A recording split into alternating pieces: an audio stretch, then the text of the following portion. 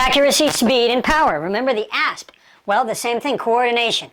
Okay, so again, this is what Dan said about Bruce Lee, and it's very insightful. You know, the neat thing about that Wednesday night class was that it was a 3-hour class on Wednesday nights in Pasadena. And half of the class, the first half, we do Wing Chun, principles of that, you know, the verse form, the Wing Chun form, all that. In other words, the foundation of what Bruce did as he was coming up through Yip Man and so forth. And then the second half of the class, we kind of freestyle it, more JKD. And there were some times when Dan would just stop and start talking about Bruce, and you could see he just tuned out, and he was back there in the 60s with Bruce. And that was, I just wish I had a tape recorder every night. Just the flow and the harmony and the beautiful wisdom and the experiences and just hearing those insights. That man clearly knew Bruce, and he clearly understood Bruce. That I can say for certain. Now, he said, it's my firm conviction that Bruce believed that JKD training must involve the cultivation of both yin and yang energies. The cultivation of yang energy involves the sharpening of what Bruce called one's martial tools, such as kicking, punching, grabbing. One must also raise the quality of execution by improving coordination, precision, speed, and power. The cultivation of yin energy, however, involves increasing one's sensibility and pliability of one's body. Okay, that's the key. You can't just be all muscle and be stiff as a board and slow. That was my word there. My words about all muscle there. So, improving the soft and yielding skill of one's limbs, cultivating the relaxation of mind and body, in addition to developing a detached attitude. Pause. Developing a detached attitude. Mushin. Okay? Unpause. Developing a detached attitude of mental poise and emotional calmness. As a result, one is able to move to a higher training level, developing the skill of spontaneous adaptation. This skill allows one to quickly generate the appropriate amount of energy, which complements the opponent's energy almost without conscious thought. Pause. How do you stop a moving train? Play. During combat, for example, the goal is to use the soft and yielding skill, the yin energy, to neutralize the force of one's opponent, rather than attempting to meet your opponent's force with additional stiff or resisting force, yang energy. As soon as one's opponent, listen to this, as soon as one's opponent overextends himself and senses his weakness and retreats, that's his yin, okay? So he overextended himself in yang and he realized here, so he drew back in yin, okay? As soon as one's opponent overextends himself and senses his weakness and retreats, one should attack immediately and defeat him. See, it's in that moment, in that gap I've talked about. So one should attack immediately with his yang energy and defeat him, okay? As Bruce mentioned in his writings, when one's adaptive skill reaches its highest level, it becomes as a shadow following effortlessly the moving object, or as a cork adapting itself to the crest and troughs of the waves. Bruce also reminded us in his writings that the height of cultivation should move toward simplicity. It is the halfway cultivation that leads to ornamentation. The process to simplify is like a sculptor who chisels away all the non-essentials until he creates a masterpiece. Stop quote. Everything I've said there, I was repeating to you Mr. Lee's words, both Dan Lee and Bruce Lee. Dan Lee's words about Bruce Lee are very vital. Okay, let's go over it. Cultivating the relaxation of mind and body. Okay, cultivating that. It takes cultivation. Developing a detached attitude of mental poise and emotional calmness. And you'll notice Bruce had that, not just in his movies, but you look at him as a person. You've got to develop that detached attitude. Remember how I talked about the way to defeat fear is to relinquish your attachment to the outcome. That doesn't mean I don't want the outcome, but I'm not attached to it. Here's an example. Let's say you're in a fight with the ex-wife, and the ex-wife says, if you don't back down and let me have custody of the child, I'll go to the court and take your house. Well, if you know that the ex-wife is an alcoholic and runs a boarding house for drug addicts and perverts, so you want custody of your child to raise him in a safe environment, you would think, she'll take my house. Well, how about this? Frankly, my dear, I don't give a damn. I'll gladly lose that house. You see? Nothing can stop me, and I don't fear losing anything. You see how strong that is? But if you're attached to that, oh no, she's going to sue me for the house. Then you start to not negotiate from a place of strength. You start to deal from a place of fear and weakness, and it will affect all of your actions in the situation, from the strategy that you take in dealing with her and dealing with her lawyer and dealing with the courts. Do you see? But by relinquishing the attachment, she says, I will sue you and get the house, right? We're talking about the analogy of a divorce here, okay?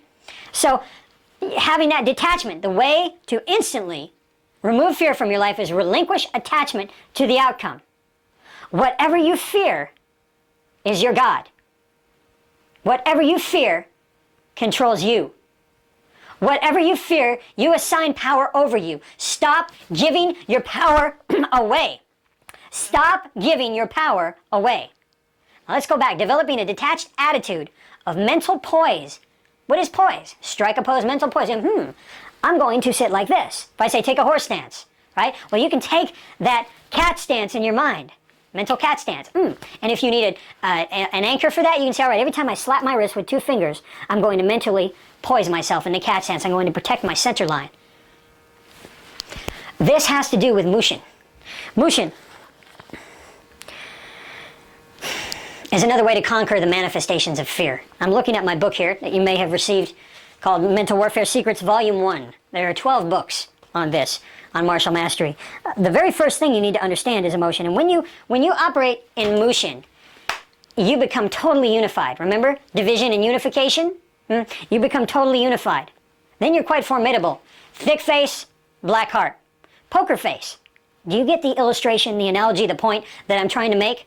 Now, I talk fast here and I give you a lot of information, but you can go through these DVDs time and time again and just extract it. Take a little gold out, chew on that, apply it. I can use that. It's up to you. And that's why some of our bigger seminars, you get less information. Because if I have 30 people here and they're all doing it and asking questions and doing the drills, you get a lot less. This is a small, tight circle here, and it's ultimately just for you. Okay? And so I'm giving you tons of information here that you can use. Now, developing a detached attitude of mental poise and emotional calmness. As a result, one is able to move to a higher training level. Developing the skills of spontaneous adaptation. Now that's the maestro. That's jazz, isn't it? Normal music is written out and just so, you see? Just so. And so what happens with the jazz players is they just go freestyle, and then you get this beautiful thing going on, right? Spontaneous adaptation. So, developing a detached attitude of mental poise and emotional calmness, which leads to spontaneous adaptation in your training. In your training, remember, all of life is training. And in your training, if you want the spontaneous or the subconscious, remember the PMS? Primitive, mechanical, subconscious. Subconscious is also spontaneous because you're in the zone. That's the zone they talk about. They have that book, The Zone. This is how to get there. This is what it is. I'm giving that to you. You can reach that level. So in your training, eventually you start out maybe katas or sparring. And the first night a student comes to my studio, the very first day off the street, they spar. And you know what? They become addicts at that point. They love it. You put them in, put your gloves on, boom, you're fighting. Very first night. Sometimes within the first 10 minutes, they're sparring. Why? Why? Now, I don't recommend that for you and your students. I do that for mine. Okay, you need to know what you're doing if you're going to be teaching that. Well, it's been said that the way to teach a person to swim is to just grab them and throw them in the pool. Now, I remember when my dad took me skiing, I was about 5 years old. And we went up on top of the lift. We got off the lift, and we stood at the top of this little hill. And he skied down the hill. And then he turned around and said, hey, come on down. And I stood there and cried and cried and cried. And he stood there and laughed and said, nope, you're coming. And guess what? Finally, I had to do it. He would have waited there till sundown. I was skiing down that hill. And my crying and screaming and wailing, nothing's going to change that. So lo and behold, I ski down the hill, bam, I hit the little tree at the bottom of the hill, I wipe out. But I did it. I skied down the hill. And that's one of those lessons in life, one of those great lessons. So I say the way to teach a person to swim, this is an analogy here I'm giving you. Don't actually throw someone in the pool, okay? But a way to teach someone to swim is to throw them in the water. Okay? And likewise, with our sparring, we do that. Why? Because right away, they taste it. They get to feel real. So if I never get to train that person again, and they've only been with me for 2 days or one night, they're going to know that. They're going to know what that tastes like. So in your training, spontaneous. To get to that level, here's what I want you to do. If you moved up through the primitive and the mechanical, I want you to think about how can this apply in a fight. You'll actually train less and be better at what you do. Think about it. Does a cat train? Look at a cat. He lays around all day. Then boom, lightning up. He's gone. He climbed up a tree. He climbed up a roof. No exercise, no training. It's instinctual. And fighting can become instinctual if you train instinctively. So what to do is to close your eyes and go through your body and go through your skill set and just move into the subconscious, that Mushin zone. And all of a sudden, that little bubble will come up and, this is where I'm weak. This is where I need strengthening. See? And I'm just going, my footwork is weak. I need to practice jump rope and footwork drills. Well, maybe I should just be jumping upstairs, up and down a flight of stairs. Probably my back is still out. I'll be giving you some demonstration. Later on in these DVDs, we have filmed Warrior Qigong, outside drills that you can do, physical drills, to strengthen you, to put you right in the zone, and for instinctive training and instant energy and power. You should never be tired. Never be tired. What is this tired? I'm tired after I've had an awesome day of conquest. If I've had a routine mechanical day, I'm ready to still kill and get at them. I'll be going at it to the wee hours, okay? I go to bed when I've had my victory for the day. But getting back to instinctive training, your body will tell you where you need work. There are areas where you don't need work, and you do it over and over because you're comfortable. But once you move from survival into self-perfection, survival, headbutts, punches, eye gouges, knees, okay? You need that. You need to know how to survive. But once you're surviving, then it's time to move over to instinctive training. Does that make sense? Instinctive training. And then you just sit quietly in that meditative state, and it shows you where you're weak. It could be footwork. Or maybe your ground game is weak and you need jiu-jitsu. You need groundwork, and there are many things you can do, even alone, to strengthen your ground game. Okay? So that instinctive training can happen that way. That makes sense? Now, I want to go back to Mr. Lee's quote. He said, it complements the energy almost without conscious effort. Okay?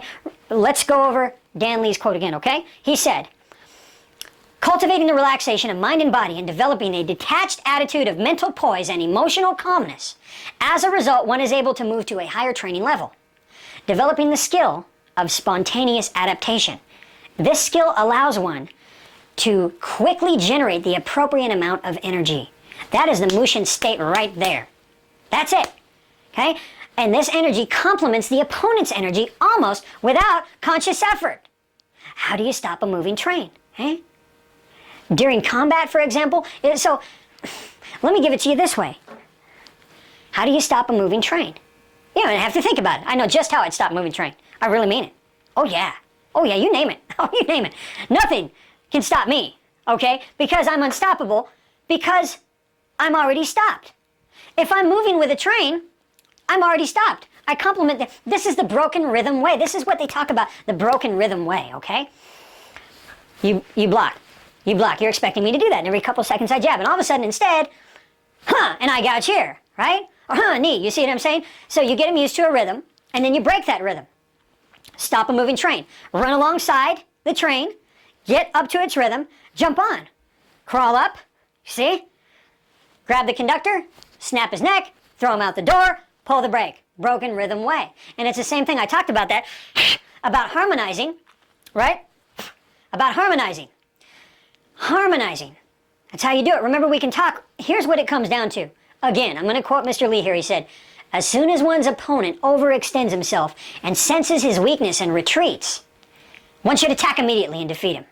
Okay? Now, let's take that for a minute. Person overextends himself.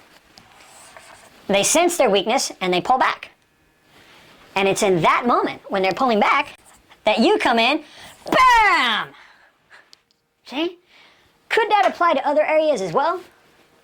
Could it apply in any area of life when you have an opponent where they overextend and then in that moment of withdrawal? You know, all it takes is one mistake from your opponent. Maybe they grab you too hard. Oh, they're gone. Right? Someone grabs you and you know, you're trained. Someone grabs you, that's what you needed. They're going down, right? So how else could this apply? That's the broken rhythm way. Okay? And that's what it comes down to, is getting that instinctive ability of spontaneous adaptation. That's exactly what we're talking about here.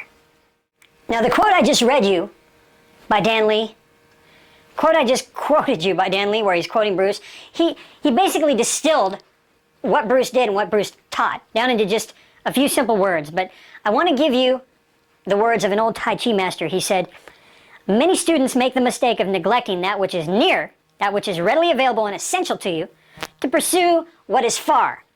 Other things that are non-essential or not related to what you are learning. Your error in judgment and pursuit will take you thousands of miles off course. Therefore, you must be careful to make a clear distinction between what is essential to you and what is not.